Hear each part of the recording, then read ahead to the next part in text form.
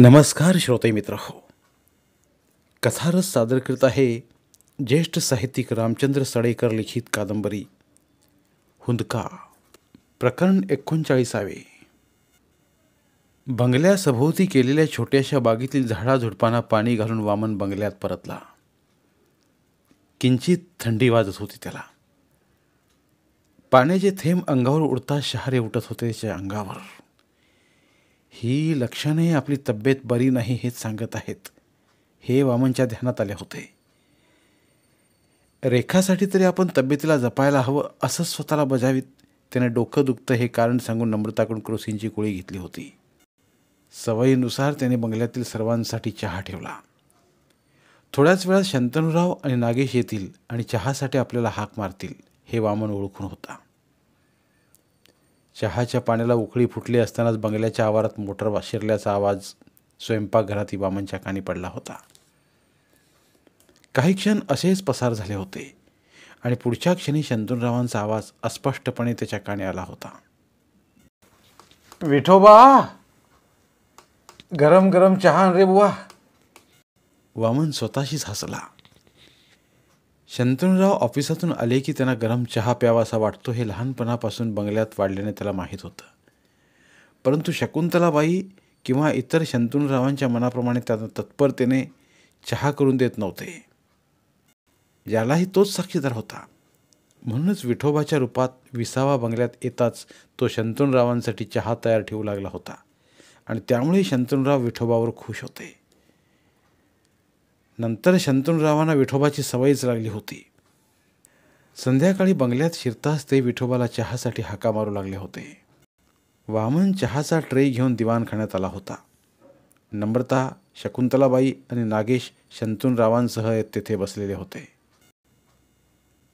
रेखा आणि सुदेश कुठे आहेत? शंतनुरावांनी खरे तर हे नम्रता किंवा शकुंतलाबाईंना विचारलं होतं.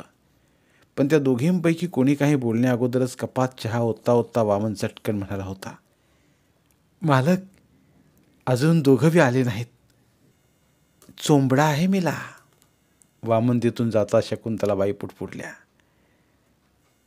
काय त्रास झाला आहे तुम्हाला त्याच्या चोंबडेपणाचा?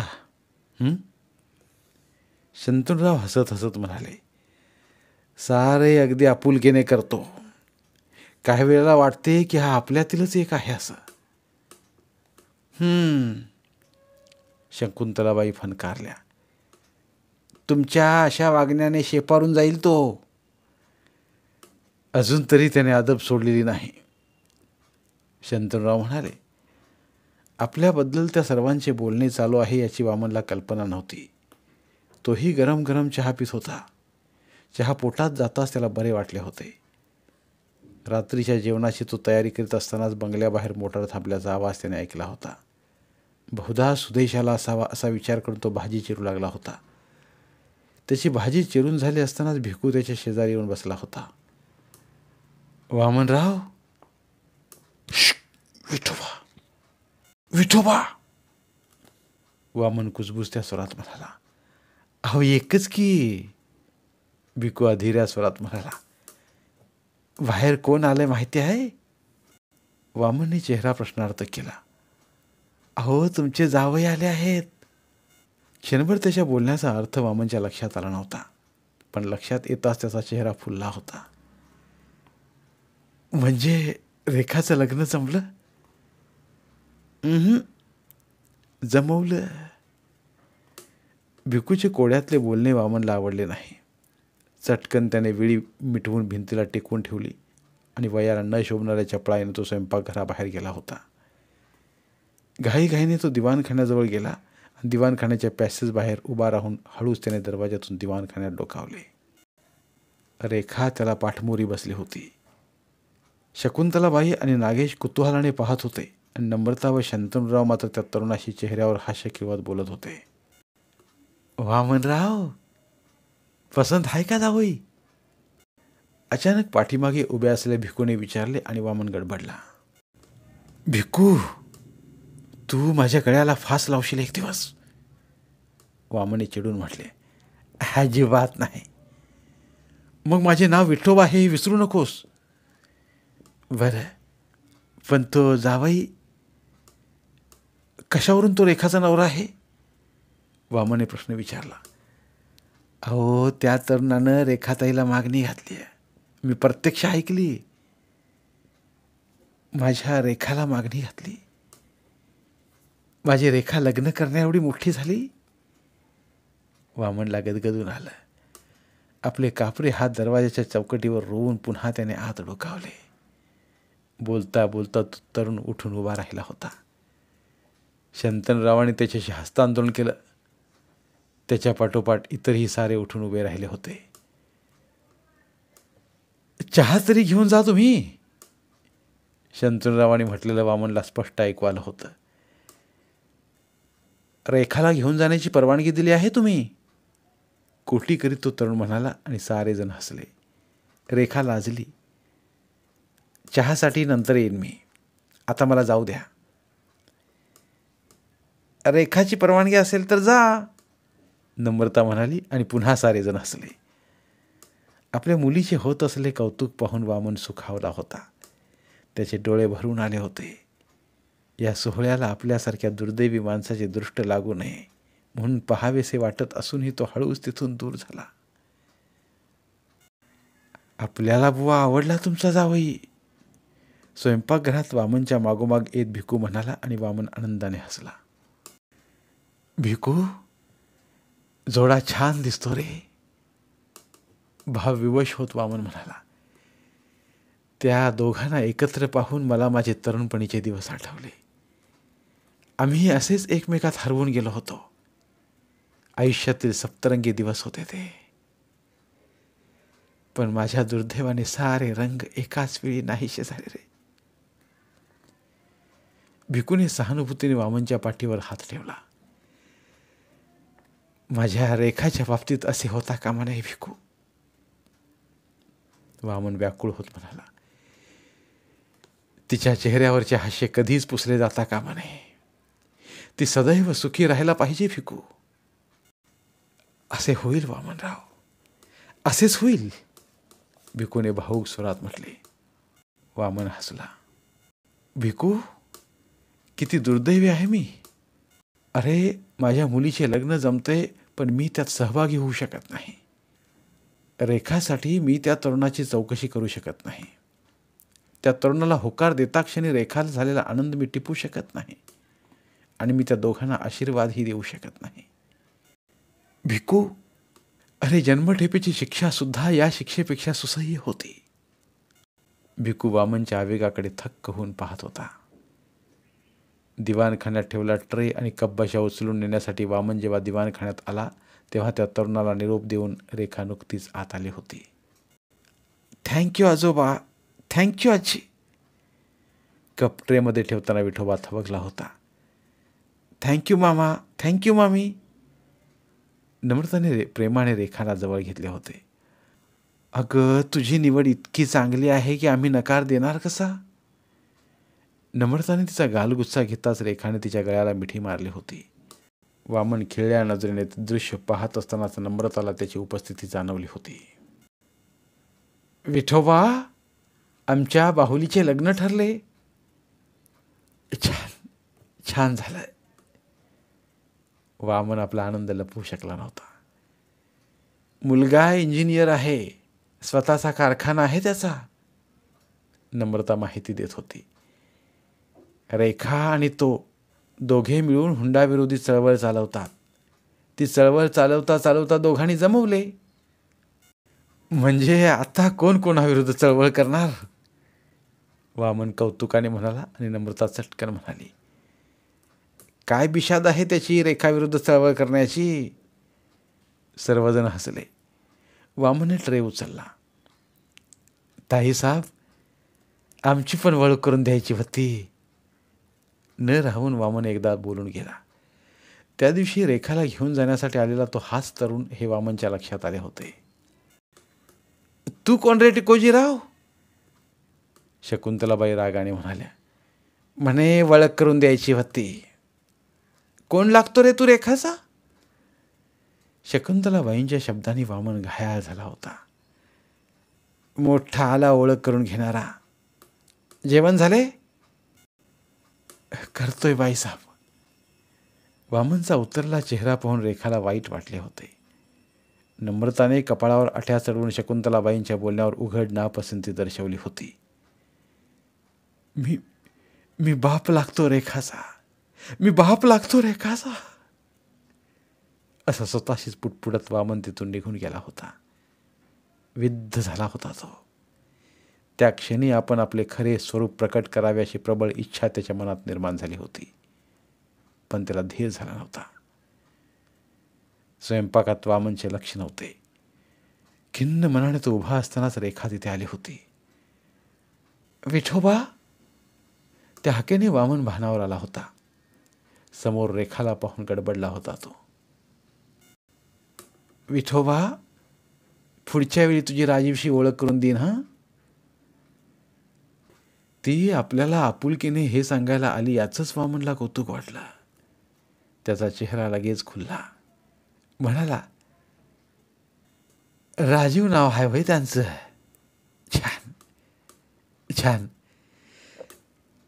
माझी पसंती आहे बरं तुमच्या पसंतीला. त्यांची सारी माहिती ठावा आहे ना तुम्हाला. वामनच्या बोलण्यावर रेखा खळाळून हसली होती. तिचे हसणे पाहून वामन गोंधळला होता. आपण काय विनोद केला हे त्यालाच कळलं नव्हतं. विठोबा, राजीवची मला संपूर्ण माहिती आहे आणि राजीवलाही माझी, रेखा सांगत होती. माझ्या आईला तिच्या नवऱ्याने जिवंत जाळले तेही त्याला माहीत आहे. काय बोलता हे ताईसाहेब तुम्ही. रेखाच्या बोलण्याने वामनच्या शरीरातून एक थंडगार शिरशिरी निघून गेली होती. तिने त्याचा उल्लेख आईचा नवरा असे केले होते, पण बाबा म्हणणे टाळे होते. ते उमजून त्याच्या काळजाला घरे पडली होती. खोटे सांगितले नाही मी राजीवला विठोबा. रेखा निघून गेली आणि वामन मटकन खाली बसला. रेखा आपल्याला कधीही बाबा म्हणणार नाही ही जाणीवच भयंकर वाटली होती त्याला. आपल्या जीवनाला यापुढे कसलाच अर्थ राहिलेला नाही हेही त्याला त्या क्षणी उमजले होते. खचला होता वामन. रेखाच्या फक्त एक शब्दाला असुसला होता तो, बाबा बाबा. पण तोही त्याच्या नशिबी दिसत नव्हता. गॅसवर ठेवल्या भांड्याखालून आगीच्या लवलवत्या जिभा पाहून त्याला आगीच्या ज्वालाने वेढलेल्या बिंदूची आठवण झाली होती. जीवाची तगमग होणारी बिंदू आठवून त्याचा स्वतःचा जीव कासा वीस झाला होता. अचानक खोकल्याची ढास लागली त्याला आणि वामन खोकतच राहिला. खोकत खोकत वामन दिवाणखाना झाडत होता. आपल्याला हल्ली अशक्तपणा फार जाणवतो आहे हे कळत होतं त्याला, परंतु तशी त्यानं कोणाकडेही तक्रार केली नव्हती. तो दिवाणखान्यातील सोफा नीट करीत असतानाच रेखा त्याच्याजवळ आली होती. विठोबा. वामन थांबला. चमकून त्यानं रेखाकडे पाहिलं आणि त्याचा चेहरा तिला पाहून खुलला. काय ताईसाहेब, आज संध्याकाळी राजीव येणार आहे, त्यावेळी मी तुझी ओळख करून देईन हा त्यांच्याशी. तिने आपले बोलणे लक्षात ठेवले याचेच वामनला अप्रूप वाटले होते. खुश झाला होता तो. काय आवडतं जावई बापूंना. न राहून वामन बोलून गेला होता. मी करून ठेवीन सांच्याला. जावई बापू. आपले बोलणे तिला खटकले हे जाणवताच वामन घाईघाईने म्हणाला, अहो या बंगल्याचे ते जावई बापूच की. रेखा हसली. मी सांगू. ती काही बोलण्याच्या आत वामन म्हणाला, राजीवला काय आवडतं ते तू सांगणार. सांगू. वामनचा चेहरा मिस्किल झाला. रेखाने मांडो लावली. त्यांना तुम्ही आवडता. चल. रेखा लाजली आणि स्वतःभोवती गिरकी घेत सोप्यावरच बसली. वामनने मायेने तिच्याकडे पाहिलं. तिच्या चेहऱ्यावरचे लाजरे बुजरे भाव पाहून त्याला समाधान वाटले होते. आज कॉलेज नाही. वामनने विचारले, परंतु त्याच्या बोलण्याकडे रेखाचे लक्षच नव्हते. ती राजीवच्याच विचारात दंग होती. वामनने तिला विचारातून जागे केले नाही. आपले काम आटोपताच तोही परत निघाला होता. आज संध्याकाळी राजीव येणार तर त्याच्यासाठी काही पक्वान्न बनवावं अशा विचारात तो असतानाच त्याचे लक्ष सुदेशकडे गेले होते. सुदेश नागेशच्या बेडरूमच्या दरवाजात उभा होता. सावधगिरीने त्याची मान एकदा डावी उजवीकडे वळली होती आणि नंतर तो घाईघाईने बेडरूममध्ये शिरला होता. वामनला सुदेशची हालचाल चोरटी वाटली होती. स्वयंपाकघराकडे जाणारी वामनची पावले त्याच्या नकळच नागेशच्या बेडरूमकडे वळली होती. पावलांचा आवाज न करता तो बेडरूमच्या दरवाजात उभा राहिला होता. हळूच त्याने आत डोकावले आणि समोरील दृश्य पाहून तो हादरलाच होता. सुदेशने नागेशच्या कोटाच्या खिशात हात घातला होता. वामन पाहत असताना सुदेशने नागेशच्या कोटाच्या खिशातून हात बाहेर काढला होता. त्याच्या हातात 100च्या नोटांचे पुंडके होते. नोटांचे पुंडके पाहताच वामनचा श्वास कोंडला होता. आता समोर घडत असलेल्या घटनेचा अन्वयार्थ त्याला लागला होता. सुदेशला वामन बेडरूममध्ये आला आहे याची अजिबात कल्पना नव्हती. नागेश आणि नम्रता शंतनूरावांच्या अभ्यासिकेत शंतनूराव व शकुंतलाबाईबरोबर रेखाच्या लग्नासंबंधात चर्चा करत आहेत हे माहीत असल्यामुळे तो निश्चिंत होता. नागेश ऑफिसला जाण्यासाठी तयारी करण्याच्या उद्देशाने बेडरूममध्ये येण्याअगोदर त्याला आपला कार्यभाग साधायचा होता. त्या पुडक्यातील एक नोट सुदेश काळजीपूर्वक काढीत असतानाच अचानक वामनला खोकला आला होता. त्या खोकल्याच्या आवाजाने सुदेश कमालीचा दचकला आणि त्याच्या हातातील पुडके अलगद खाली पडले होते. भूत पाहिल्यासारखं तो वामनकडे पाहत असतानाच वामन तरातरा त्याच्याकडे गेला होता. खाली पडलेले पुडके उचलून त्याने सुदेशचे बखोटे धरले आणि म्हटले, चला डॅडीकडे चला सुदेश भाऊ. चोरी करता तुम्ही? सुदेश भेदरला होता. त्या क्षणी वामनच्या पाया पडून गयावया करण्याचा विचार होता त्याचा, परंतु अचानक रेखा आत डोकावताच त्याने हुशारीने आपला पवित्रा बदलला होता. आपल्या दोन्ही हाताने वामनला धरत तो तावाताने ओरडला होता, रेखाताई, पकड पकड, हा विठोबा चोरी करतोय. आपल्यावरच उलटा आळ घेतलेला पाहताच वामन गारठला. तत्परतेने तो स्वतःची बाजू मांडू पाहत होता, पण रेखाच्या चेहऱ्यावर उमटले अविश्वासाचे भाव वाचून गडबडून गेला तो. अशाच प्रकारचे भाव त्याने तुरुंगात माधुरी, नाडकर्णी आणि मिसेस फर्नांडिसच्या चेहऱ्यावर पाहिले होते. त्यावेळीही बिंदूला झालेल्या अपघाताबद्दल स्पष्टीकरण देण्याचा त्याने जीवापाड प्रयत्न केला होता, पण तो फोल ठरला होता. त्या क्षणीही रेखाच्या नजरेत तेच भाव पाहून इथेही आपले स्पष्टीकरण फोल ठरणार याची त्याच्या अंतर्मनाने त्याला जाणीव करून दिली होती. रेखा सावकाश पुढे आली. विठोबा तू? कापऱ्या आवाजात ती म्हणाली, अरे मी तुला आपला मानला होता. बंगल्यातील सर्व तुला कुटुंबातीलच एक समजत होते आणि तू चोरी करतोस? नाही ताईसाहेब, नाही. वामन बोलू पाहत होता, पण रेखाने त्याला संधीच दिली नाही. विजेसारखी कडाडली ती. Shut up! सफाई देण्याचा प्रयत्न करू नकोस. अरे तुला पैसे हवे होते तर माझ्याकडे मागायचे होतेस. बिंदूला जाळून मारण्याचा जेव्हा त्याच्यावर आरोप करण्यात आला होता तेव्हा वामनच्या साऱ्या जाणीवा बधीर झाल्या होत्या आणि आज प्रत्यक्ष त्याची एकुलती एक मुलगी त्याच्यावर चोरीचा आरोप करीत होती. परिस्थितीच त्याच्या विरोधात होती.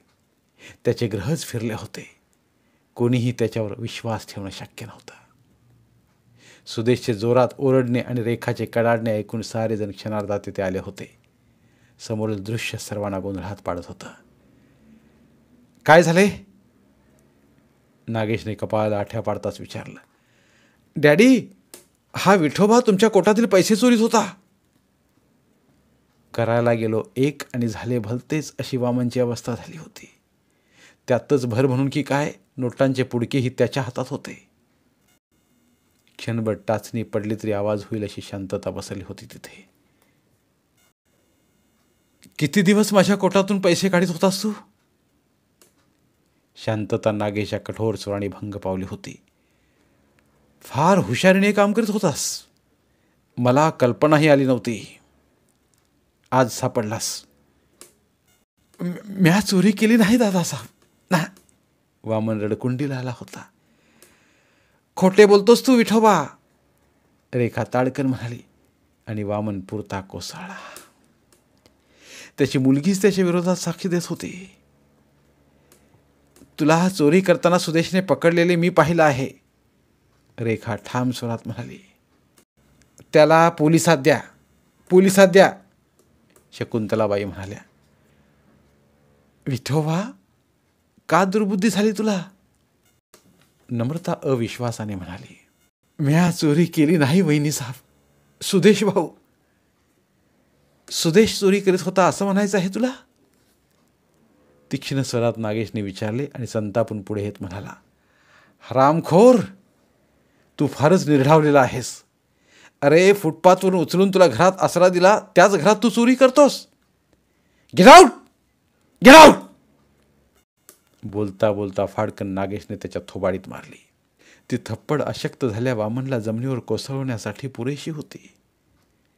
गेट आउट, एक क्षणभर येते थांबू नकोस. नागेश पुन्हा ओरडला, पण त्याच्या थप्पडीने वामनमध्ये परिवर्तन घडवून आणले होते. ज्या नागेशमुळे आपण जन्मठे भोगली, ज्या नागेशमुळे आपल्यावर आपल्याच प्रिय बिंदूच्या खुनाचा आळ सिद्ध झाला, ज्या नागेशमुळे आपली एकुलती एक मुलगी आपण दुरावून बसलो, तोच नागेश आपल्याला तत्वज्ञान शिकवतोय हे पाहून वामनच्या मनात एक ठिणगी पेटली होती. नागेशने उठून उभ्या राहिल्या वामनला मारण्यासाठी पुन्हा हात उगारला होता, परंतु वामनने तो त्वेषाने वरच्यावर पकडून ठेवला होता. वामनच्या कृतीचे साऱ्यांना आश्चर्य वाटले होते आणि तो त्याचा आगाऊपणा समजले होते. पण नागेशची परिस्थिती वेगळी होती. जसजसा तो वामनच्या पकडीतून हात सोडवण्याचा प्रयत्न करत होता, तसतशी वामनची त्याच्या मनगटावरची पकड घट्टच होत चालली होती.